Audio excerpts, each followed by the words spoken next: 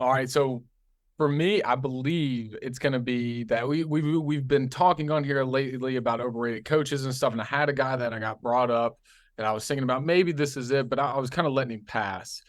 And we talked about Jimbo, and this guy for me, I believe Dabo Sweeney is becoming more and more like Jimbo as this season progresses. Now, of course, they've had double digit win seasons. I believe for a while now. I think ever since they went on their run with Trevor Lawrence and stuff. This is their first time without a double digit win season in quite a few years. But they're 4-4 at the eight game mark. But record record wise, I understand. Oh well, Chase, it's Dabo's still an elite coach. They're winning their double digit games, and that's great. But when there was a shift in momentum as a Clemson Tiger when Trevor Lawrence left for the NFL. You bring in DJU. DJU believes to be the next Trevor Lawrence, going to do great things, and could not create the Clemson Tiger fame. Could not get back to the top of the ACC. Right, so Dabo pushes him out. Doesn't decide to switch the offense to help him, pushes him out. I believe, Quinn, if you could help me out here, you might know better than I do. But Oregon State's like what, top two, top three in the ACC, not ACC, Pac-12 right now, and they're Yeah, like that's a shot at the Pac-12 championship right now. they have like what, two losses, one loss right now, something of the nature. I think it's Top just the 15, one to Washington State. yeah, top 15 team, right? And that's led by DJU. They're not top 15. They got I beat don't. last week. Okay. Who took it down? I can't remember, but it was Yeah. yeah. But I bring all this up to say now you have Cade Klubnik. You're 4-4 on the season. Lost to Duke, lost to Miami, double overtime, lost to NC State, lost to Florida State. Dabo has an insane contract. I think it's like worth $115 million, and he's got another elite quarterback. And he brought in a whole new offensive coordinator, defensive coordinator. When are we going to start talking about Dabo is not living up to the hype of him having this contract? Kind of like we are Jimbo. Without that elite quarterback to make up for his mistakes, Dabo has been handcuffing his offensive coordinator to where he can't let these other guys be great. And so for me, Dabo's quickly fallen down the ranks, definitely in the ACC, but of coaches in national contention for a top team every single year. And so that's why I wanted to bring this up. I don't think Dabo, and we also were all talking about the caller from I forget his name, but the guy that called in on Dabo's show, and Dabo was not too excited when he was asking why he's getting paid $11 million a year. And that's something you got to question at this point. Dabo is just a mediocre coach without an elite quarterback. Everybody's putting him in Nick Saban conversations, all this stuff, but he's not that guy. Not that guy, pal. And that's I had to make that mention. Do y'all see Dabo and Jimbo? Do you like the Dabo Jimbo comparison? Quinn, you look like you're thinking hard. So So I don't. I think it's a little disingenuous, strictly because I think we're wiping a lot under the rug. Like I believe it's 12 straight 10-win seasons right, prior to this year. That's a long time. They've won two national titles in the last 7 years. The only other teams to do that are Georgia and Alabama. right, That's huge. right. The ACC, they've won it 6 of the last 8 seasons. Like they have been the perennial force, and I think there's a lot that needs to go into that. What I'm scared of with Dabo, and the one thing I think is a fair comparison to Jimbo, he digs his heels in on what he believes. And sometimes this is a good thing, sometimes it's a bad thing. But it don't matter how much he's shown to be wrong, he holds firm.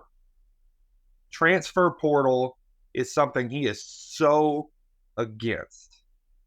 Right. And we have watched teams become competitive in his own league because of it. Right. Duke is a big one that comes to mind. Florida Uh, State. Florida State, not necessarily this past off season, but off seasons before, Florida State was big in using the transfer portal to build up their roster. Clemson doesn't use it at all. And you start to think, what could that offense look like if they got some receivers to fix their mediocre receiving core?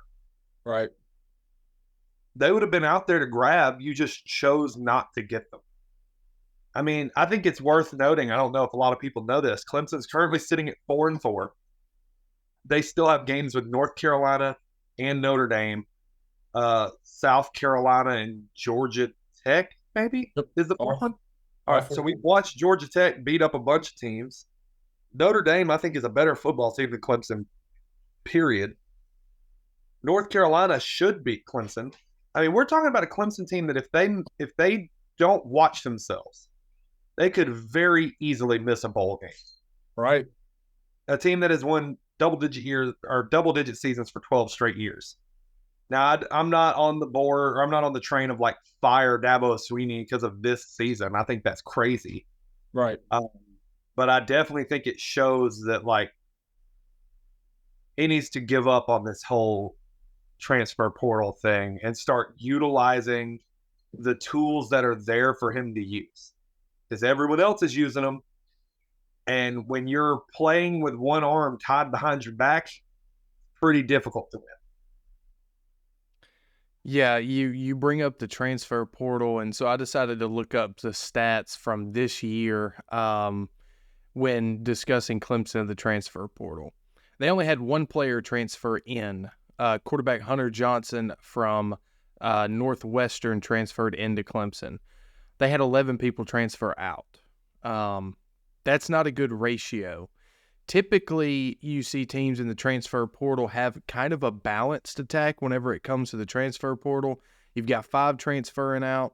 You typically have around that number that come back in that you go out and get, and that's just something that Dabo doesn't do. Here's there's a couple of concerns for me. Before the Miami game, and I kind of mentioned this in our group chat, before the Miami game, during a press conference, Dabo said that he said this. He was like, I'm going to purposefully lose games to get bandwagon fans out of here. Then you lose the Miami game on a botched last play. That, to me, is grounds for firing. I mean, now whether it was intentional or not, you say that and then you lose, that's grounds for firing. Now, that's a little extreme, and I'm not going to sit here and say he should be fired because of that. But I think they really need to sit him down. The boosters, the donors, who, let's be honest, really pay his salary. The school and the state only give like $200,000. Everything else is from the boosters and the donors. They really need to sit him down and say, look, man, what are you doing? Like, college football is leaving you behind in a sense of it's moving to name, image, and likeness and moving to the transfer portal, and you need to get on board. Now, they can't make him use it, but they can make his public appearance look a lot better, because right now it is tarnished. Once somebody says one thing negative about Dabo to his face, whenever something bad is happening, he explodes. I mean, this has been the past couple weeks. He explodes. But when you're successful and you have haters and doubters, it's easier to tune them out because it's like, oh, you don't know what you're talking about. I'm still winning ball games. Now, downward trajectory so far the last couple of years. I think last year it took a bowl win just to reach 10 wins. And then this year they're 4-4. So it's very concerning. This whole Dabo should be the next coach for Alabama needs to just stop because he's nowhere near the level anymore. And it is sad. I don't know about the whole Dabo is the new Jimbo take per se. Is he overpaid for the performance? Potentially. Is he handcuffing his offense just like Jimbo does? Yeah. So, I mean, I can give you a couple of reasons why I think that, Dabo is the new Jimbo, but I think give it one more bad year like this where they struggle to make a bowl game, he's gone. I mean, you can't keep it up. There's one more thing I want to mention real quick. I am really sick of watching him all season long. This is something he's done that's really bugged me. Like, gaslight questions by attacking quote-unquote bandwagon fans to dodge serious inquiries. Mm-hmm. That bothers me. Right. Yeah, I mean, and it's something that he's known for, especially this year. Um, whatever he said to that poor kid on the other end of the phone, that kid kind of has a point in everything that he said. I'm not saying he's right or Dabo should have been attacked like that on live, air or whatever, but the guy's got a point.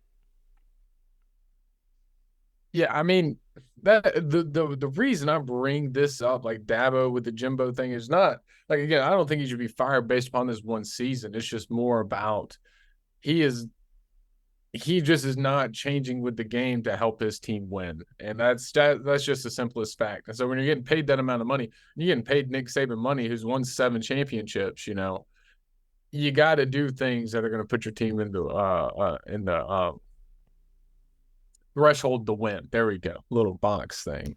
Bam. That's right.